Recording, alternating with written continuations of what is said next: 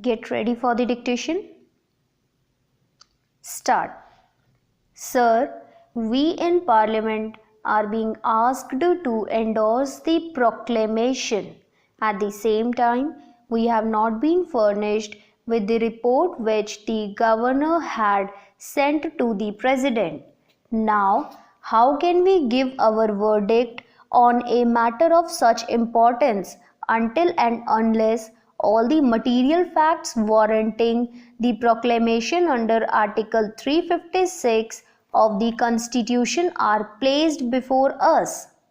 Yesterday, the Honorable the Home Minister said that this report contained only certain facts and figures with regard to the party positions in the dissolved Andhra Assembly. In that case, what is the objection to placing that report before us? It would not give us anything particularly new except certain arrangement of figures made by the Governor of Andhra with a view to advising the President as to the course he should take. We submit that his report contains something else. It was the duty of the government to place the entire report before us for the closest possible scrutiny and the most meticulous examination by members of this House and of the other House, because this report lies at the bottom of the whole thing as far as the constitutionality of the action of the President is concerned. Therefore, I submit that a fiat of the executive is sought to be endorsed by Parliament without telling us the grounds on which that fiat had been exercised. Constitutionally, this is improper. Then, sir, the President also says that he had considered other information received by him. We have not been told yet as to what was this other information, neither have we been told about the source of such information. I do not know exactly on what basis the President applied his mind to the subject. We know that we cannot make any reflection on the President. He is a very wise man, and wiser still by virtue of the occupation of the presidency.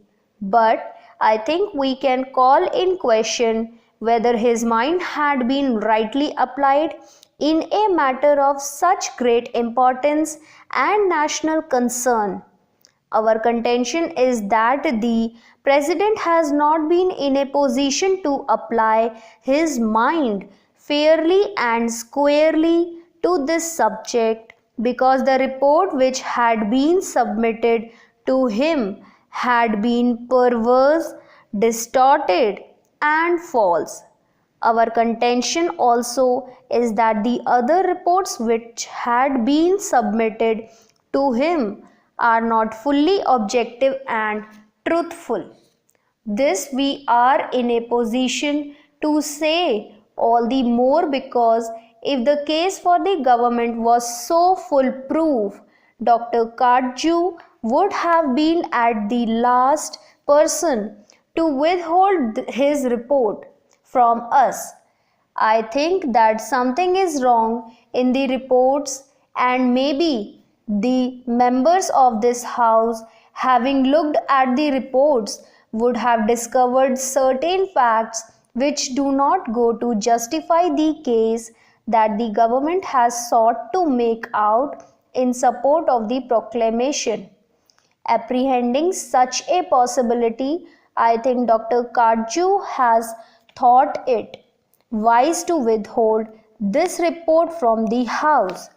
Having done it, he asks us to endorse almost blindfold a measure which is described as undemocratic even by certain members of the Congress party. Many constitutional points have been touched. It has been sought to be made out in this house that this is the best democratic step that the government could take.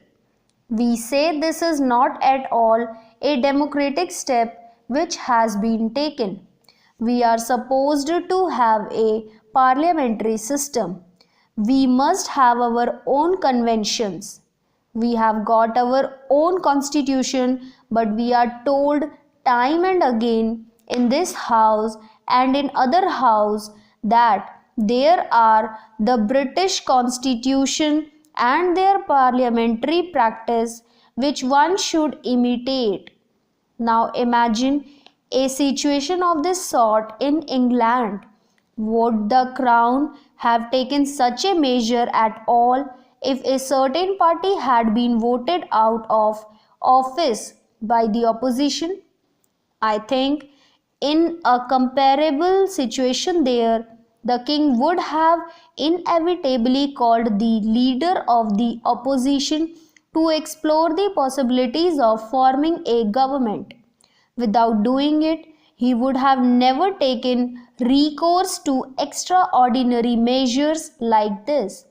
If this method had been resorted to in the United Kingdom, a serious constitutional crisis affecting not merely the internal politics of the parliament but the political life outside would have ensued. In France, for instance, there are many parties. No party by itself enjoys an absolute or a comfortable majority. What happens there?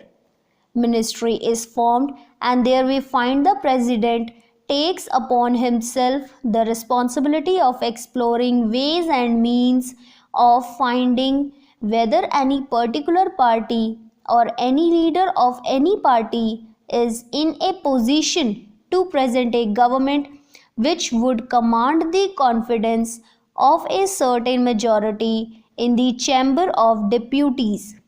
Without resorting to that objective test, he does not take recourse to extraordinary measures.